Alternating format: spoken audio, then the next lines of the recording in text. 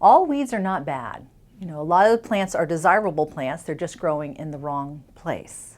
Many of them are native plants that have been displaced by our landscapes, and we have kind of pushed them out and they're trying to come back in.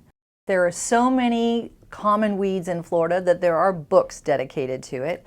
Oftentimes we'll see weeds like dollarweed, crabgrass, nutsedge.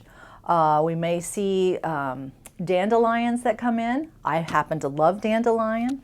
I think weeds should be appreciated because they add to the diversity of our landscape. And that is a benefit to the wildlife and the ecology that is the urban lawn. There is a new mantra out there called Let It Be, B-E-E, and that is the act of letting some of these wildflowers or weeds in your landscape or lawn come up and flower to provide pollinator plants for our native insects.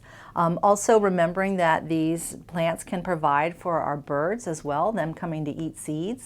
I think there's a lot to be appreciated from weeds. When you see a little plant growing in a sidewalk crack, you have to really appreciate the perseverance and the resilience of that plant.